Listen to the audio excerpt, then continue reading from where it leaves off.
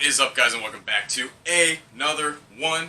We are back with Bow Wednesdays, and should be part 2. I believe this is going to be part 2 of the series, and we're going to talk a little bit about like bow maintenance, what you should be doing before season starts, when you crack your bow out from its slumber from last November or December or whenever you touched your bow last from deer season, and kind of what you should be looking for, what you should be doing to keep your bow in tippy-toppy shape so you can go kill a monster buck. So, I'm going to turn it over to our resident expert, Rudy, and he's going to kind of run through what you should and shouldn't be doing. So, it's going to be him, and here we go. What's going on, everybody? I know what you're thinking. Hey, he's wearing the same shirt from the last video. Hey, don't judge my lifestyle choices. Shut up. So, today we're going to go over some basic stuffs from my time at a certain bow shop that I saw every year. Around July 5th to July 6th, we always had people come in. Hey, I want to get my bow ready to go for deer season. Everyone gets out of let's drink beer and blow crap up phase to, hey, let's kill some deer. Well, the first thing I always see is someone walk in with a bow case. Just saying, hey, here's my bow. It's been sitting in here since last bow season. And they open it up, and some of the things that I've seen would make a bow technician just cry and shake his head and just want to, end his life right there. Today we're going to go over some of the things not to do, and also some of the things to do at home to make sure your bow is ready for that opening day shot hopefully you get to take. Alright, so here we go. First off, we want to talk about what not to do at the end of season. Or let's say, what try not to do at the end of season. Season's come and gone. You're putting all your hunting stuff away until that next magical day that you get to open everything up. What do you do with your bow? Probably 80% of the people actually take their bow, they put it back into the bow case, they put it in the garage, they put it downstairs, they put it somewhere, and they forget about it for a couple months. That's not the best thing for that bow. You have to understand something. A lot of these bows are made from carbon fiber limbs with some type of metal riser, depending on what brand you have. Each one's different. The biggest thing is the strings and the limbs. That's your biggest thing to watch. I, for one, do not put my bows in a case during the downtime. I have hooks set up where I have all my bows hanging in my basement. It's temperature controlled, it's cool, don't have to worry about anything. A lot of people put their stuff in a bow case. I see people open up their bow cases and their bows sitting on the inside of a Plano, SKB, any type of nice style bow case that has that grayish foam material on the inside, and they'll leave it there the whole season. Well, folks, that foam has a tendency of drying up a lot of that moisture that's inside that bowstring. In the process, not only are you hurting the bowstring, you're probably going to be spending a little bit more money to get a new bowstring before season starts. It's July, it's August, you've only got a couple months. Why waste money when you just take it out, hang it up, set it up? Another thing you want to look at are the limbs, okay? It's been sitting in a case, it's been hanging on a bow rack. Take a look at the limbs, inspect them, feel them out, make sure everything is good. You're not feeling any cracks, any frays. Remember, these are majority carbon fiber limbs, so if you're running your fingers across it and you find a little shard that's peeling or broke, you'll find it real fast because it'll poke into your hand, your finger, you won't like the feeling. The other thing to look at are your cams. Biggest thing when you're buying your bow, understand how it works. Understand how it's supposed to look. If the cams seem like they're leaning, take it in. Get the cable stretched out, or put some twist in the cable. Make everything look good again. Make your bow great again. And then take it to the bow shop if you don't know how to condition your strings, which actually, you're in luck. I'm going to show you how to do here. We'll go ahead and get into that in a second. Pitter patter. Let's get at it. We're going to kind of go over what to look for in the strings. Make sure all the conditioning and everything is fine. Show you how to wax your strings at home. That way you don't have to take it to a bow shop. You can do it here.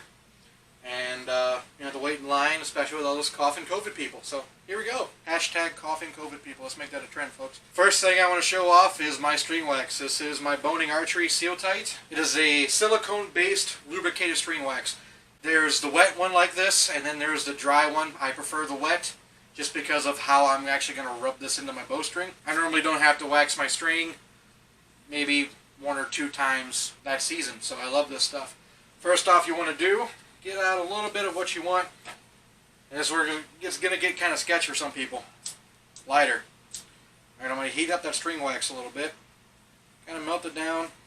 And I'm going to place it parts of the string that do not have serving, nor any of the sound dampening material that comes with the bow. Serving is this little round stuff. You want to come in and take a look. There's this little braided material on the actual bow where they tie off for your D-loop. They tie in your peep sight. That's all serving material. Now, a lot of people like to rub the wax in with their fingers. I like using a plastic bag because there's more friction, more heat. It really kind of helps push that string wax more into the string. So I'll bring that in here and I'll just rub it in. String almost looks brand new. Wipe off some of the excess stuff.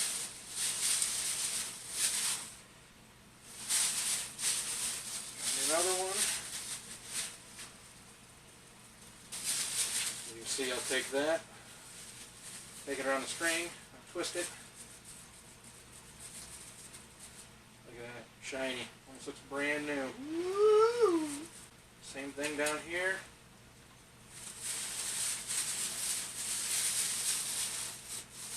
I'll do the same thing right here.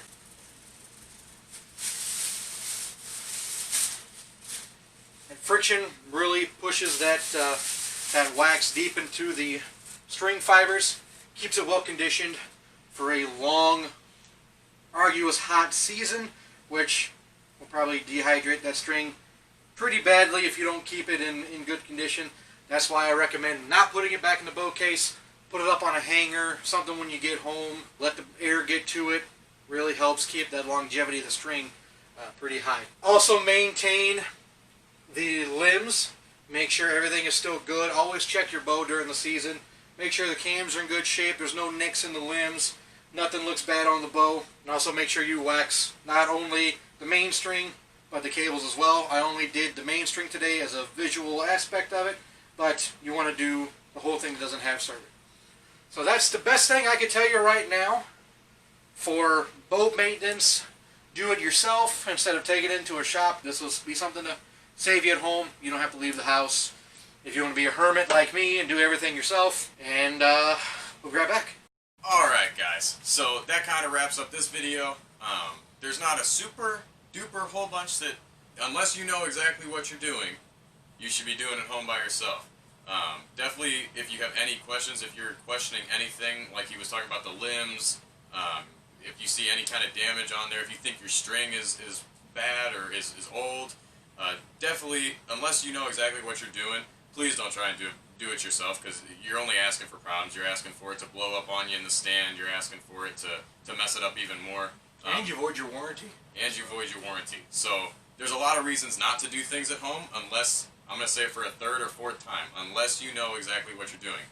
Rudy has been working on bows for more than 10 years. So that's why I trust Rudy with my bow, why his bow looks awesome for how old it is and how long he's had it. You know, Caught that one like a major leaguer. But that's why we're doing these videos for you guys, because Rudy does know what he's talking about. He knows what he's doing. He's, like I said, I would call him an expert because he knows 100 times more than me. You have anything else for him?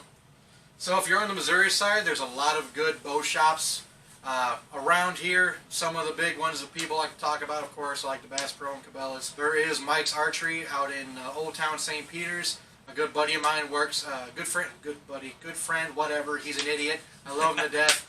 He works out there. He's a good guy. He'll take care of you. I drive 40 minutes on the Illinois side to go to North American Outfitters over in Highland. Marty and the crew over there set up my bow. I don't let that many people actually work on my bow, let alone touch it, other than me, but those guys do a pretty good job. I trust their work. Mike's Archery also does a good job. Hit up Cameron or Mike out there at Mike's Archery. Hit one of those places up if you don't feel comfortable doing your own bow work. I have my vise here. I have a bow press in the basement, but I haven't got set up yet, so I do all my work in-house. And if you have any questions here, comment down below. Let me know if you have any questions. I'll be glad to answer them for you. Part 2, complete. We're just going to kind of, for the rest of the series, we're going to keep going through like the different steps, kind of, you know, we kind of showed you what we were doing. This one is like the beginning. You're getting it out. The next one will probably be something like sighting her in, you know, starting to practice shooting. It'll probably be bow techniques in the next video, just because I still have to get this one shooting better. You know, maybe some pros and cons.